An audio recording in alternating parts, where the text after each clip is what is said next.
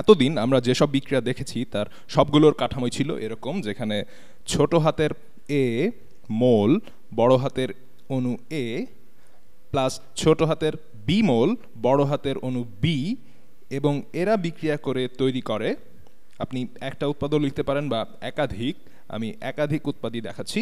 ছোট হাতের সি মোল বড় হাতের অণু সি প্লাস ডি মোল বড় হাতের অণু ডি।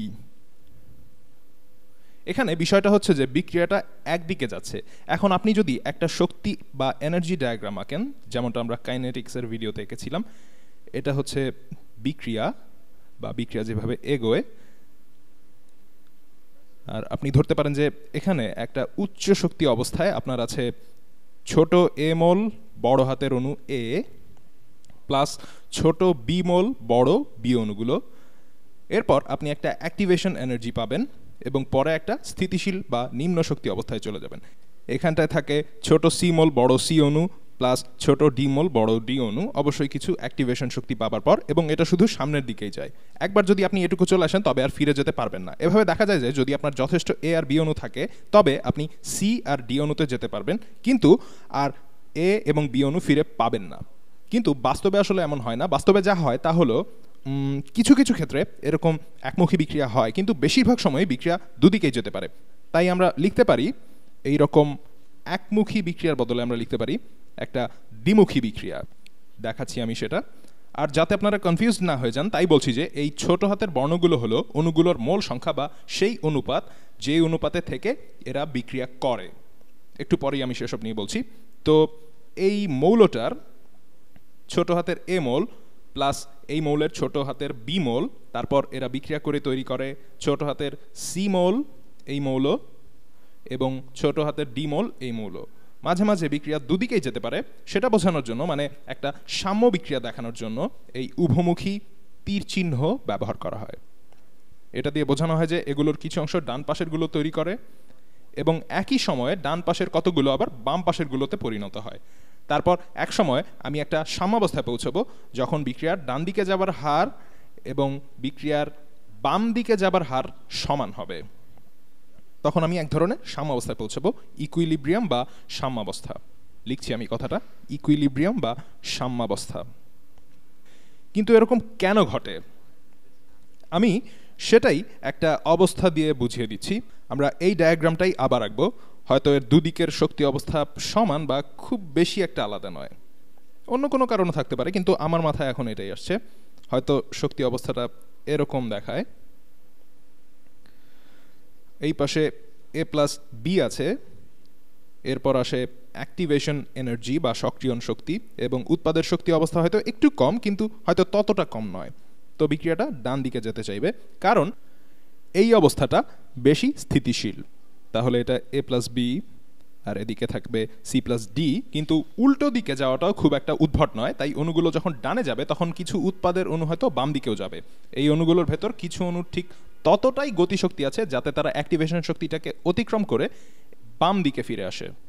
এই সংক্রান্ত বিদ্যাকে বলা হয় সাম্যাবস্থা বা ইকুইলিব্রিয়াম, যেখানে অণুর ঘনত্ব নিয়ে আলোচনা করা হয়। একে গতিবিদ্যার সাথে তুলনা করা যায়। গতিবিদ্যা হচ্ছে যে কোনো কিছু কত তাড়াতাড়ি ঘটবে সেটা, আমি একটা অ্যাক্টিভেশন শক্তিটা কিভাবে কমিয়ে আনতে পারি ইত্যাদি। সাম্যাবস্থায় আলোচনা করা হয় বিভিন্ন অণুর ঘনত্ব নিয়ে, যখন ডান দিকের বিক্রিয়ার হার বাম দিকের বিক্রিয়ার হারের সমান হয়, যখন বাম দিকের বিক্রিয়ার হার ডান দিকের বিক্রিয়ার হারের সমান হয়। আমি পরিষ্কার করে বলতে চাই যে সাম্যাবস্থা হলো যখন সম্মুখ বিক্রিয়া আর পশ্চাৎ বিক্রিয়ার হার সমান হয়। এর মানে এই নয় যে দুই দিকের ঘনত্ব সমান হবে। আপনি বিক্রিয়ার শেষে এসে বিক্রিয়কগুলোর পরিমাণ বা এদের ঘনত্ব 25% পেতে পারেন, আর একই সময়ে দেখলেন যে উৎপাদগুলোর পরিমাণ বা ঘনত্ব 75%। আমরা যতটুকু জানি তা হলো এক পর্যায়ে সাম্যাবস্থায় এটা নিশ্চিত করবে যে দ্রব্যগুলোর ঘনত্ব আর পরিবর্তন হবে না। একটা উদাহরণ দেই, যেমন ধরুন হেবার প্রক্রিয়াটা যদি আমরা দেখি, যেখানে এক অণু নাইট্রোজেন গ্যাস প্লাস 3 অণু হাইড্রোজেন গ্যাস, এরা সবাই বায়বীয় অবস্থায় আছে, তাই আমি এদের সাথে জি লিখে দিচ্ছি ব্র্যাকেটে। ফলে তৈরি হচ্ছে, এটা আসলে একটা সাম্য বিক্রিয়া। এরা সাম্যাবস্থায় থাকে 2 অণু অ্যামোনিয়ার সাথে, 2 অণু অ্যামোনিয়ার সাথে। একেই হেবার প্রক্রিয়া বলা হয়। আমরা এই সম্পর্কে কোনো একটা ভিডিওতে কথা বলবো। তো এই ক্ষেত্রে বলা যায় যে এ হচ্ছে এ হচ্ছে কেবল 1 ছোট হাতের এ, বড় এ হলো নাইট্রোজেন অণু, ছোট হাতের বি হচ্ছে 3, বড় বি হচ্ছে হাইড্রোজেন, এরপর ছোট সি হলো উৎপন্ন অ্যামোনিয়ার পরিমাণ, আর বড় সি হচ্ছে অ্যামোনিয়া। আশা করি এখন বুঝতে পারছেন যে এই এবিসি পদ্ধতিটা হচ্ছে সমীকরণ লেখার একটা অ্যাবস্ট্রাক্ট উপায়। এখন সাম্য বিক্রিয়ার ক্ষেত্রে যে জিনিসটা মজার তা হলো আপনি এক ধরনের ধ্রুবক পাবেন যাকে বলা হয় ইকুইলিব্রিয়াম বা সাম্য ধ্রুবক। তো ইকুইলিব্রিয়াম কনস্ট্যান্ট বা সাম্য ধ্রুবক, কনস্ট্যান্ট অফ ইকুইলিব্রিয়াম, আমি রংটা বদলে নিচ্ছি, এই রংটা খুব বেশি ব্যবহার করে ফেলছি।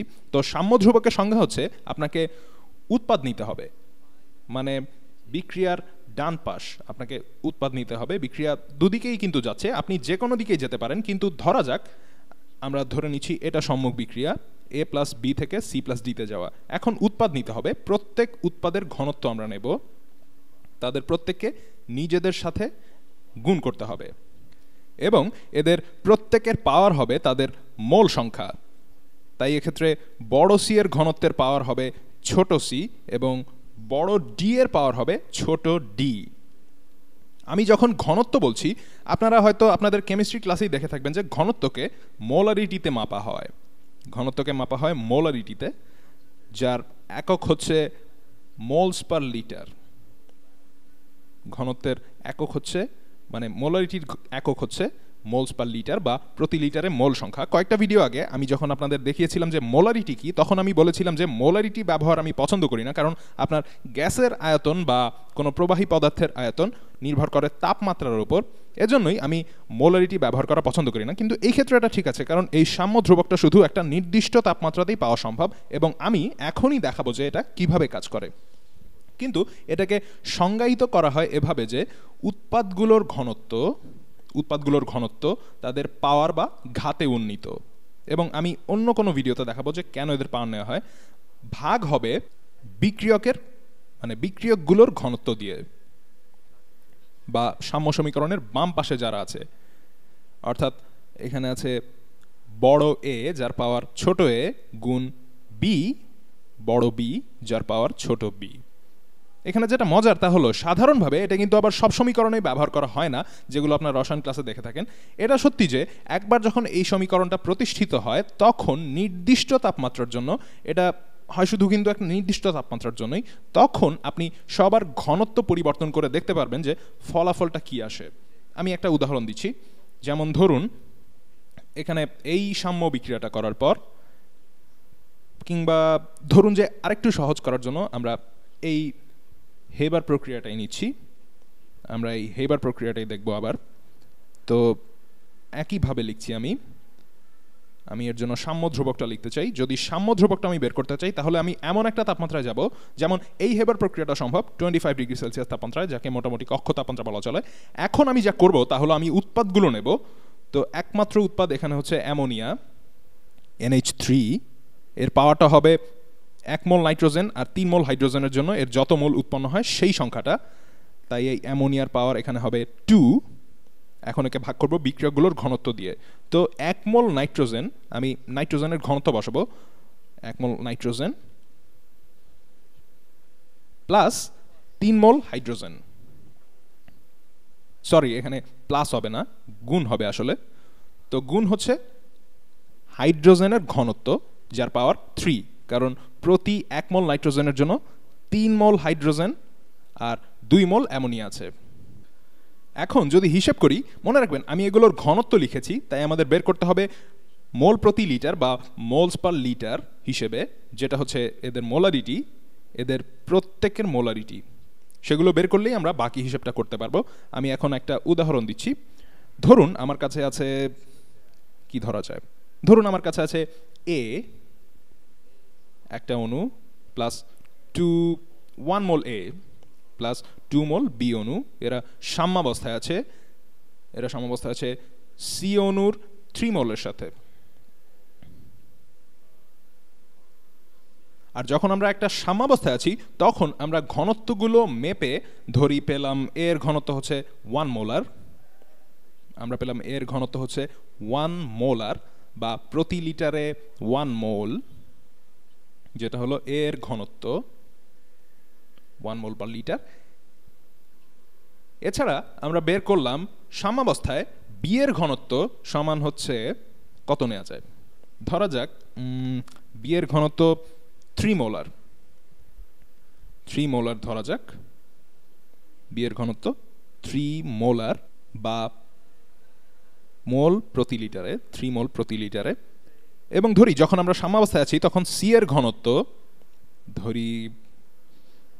ধরি কত, ধরি পয়েন্ট, আচ্ছা না পয়েন্ট নেব না, ধরি এটাও 1 মোলার, আমি ভগ্নাংশ নিতে চাচ্ছি না এখন, মুছে দেই। তো এটা 1 মোলার।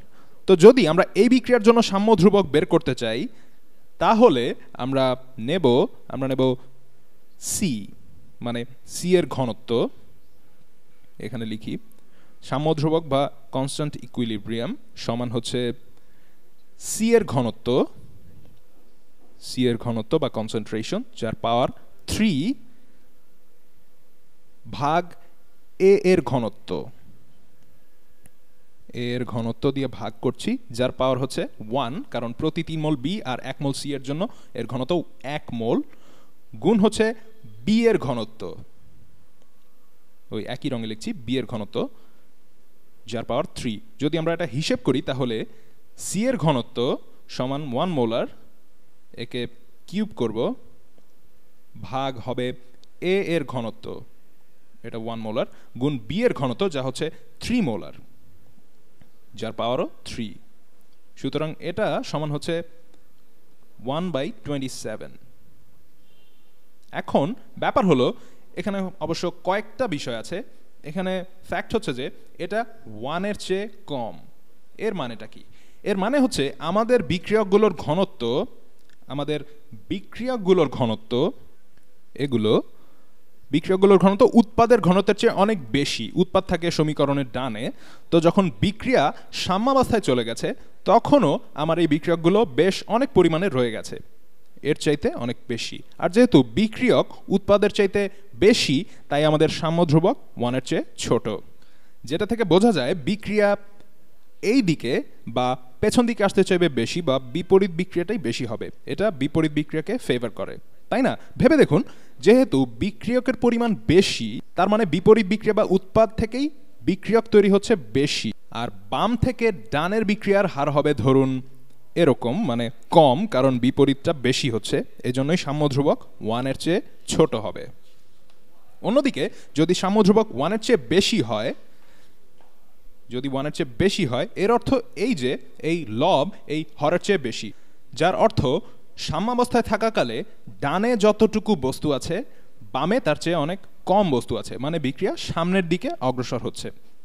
আর আরেকটা মজার জিনিস হচ্ছে আপনি বের করতে পারবেন, ধরুন আরেক মোল এ যোগ করলে কি হবে। ধরুন আমি আরও এ যোগ করলাম, অর্থাৎ আমি এ এর ঘনত্ব বাড়ালাম, তো আমার নতুন এ কত হবে? আমরা আরও কিছু এ যোগ করেছি তাই আমার ঘনত্ব এর ঘনত্ব বেড়ে গেছে, তাই আমার নতুন এর ঘনত্ব হবে 2, ধরুন 2। এবং আমার নতুন বি হলো ধরা যাক কত ধরা যায়, আসলে আমরা সম্পর্কটা বের করতে পারি এদের মধ্যে। আচ্ছা, তার চেয়ে বরং ঘনত্ব পরিবর্তনের সমস্যাটা আমি এখন করব না, এটা আমি পরের ভিডিওতে করব, কারণ আমার হাতে সময় কম এখন। তো আশা করি আপনারা এখন বুঝতে পারছেন যে সাম্য ধ্রুবক কী জিনিস এবং একে কিভাবে সংজ্ঞায়িত করা হয় বা কিভাবে পরিমাপ করা হয়। পরের ভিডিওতে আমরা দেখব এটা কি কাজে লাগে বা কিভাবে কাজে লাগে। এই ভিডিওতে আমরা দেখলাম যে যদি ধ্রুবকটা 1 এর চেয়ে ছোট হয় তার মানে হলো সম্মুখের চেয়ে পশ্চাৎ বিক্রিয়ার পরিমাণ বেশি। এর পরের ভিডিওতে আমরা দেখব যে এটাকে এভাবে কেন সংজ্ঞায়িত করা হয় আর এভাবে কেন করা হলো না, যেখানে 3 দিয়ে সি এর ঘনত্বকে গুণ করে একটা এ প্লাস 3 গুণ বি দিয়ে ভাগ করা হলো না কেন। মনে হতে পারে যে এটাই ঠিক, কিন্তু এটা আসলে ভুল। ধ্রুবকটা আসলে এভাবেই প্রকাশ করা সঠিক, আপনি ঘনত্ব যেভাবেই বদলান না কেন। এর পরে আমরা দেখব যে কেন এটা সত্যি আর কেন এটা ভুল।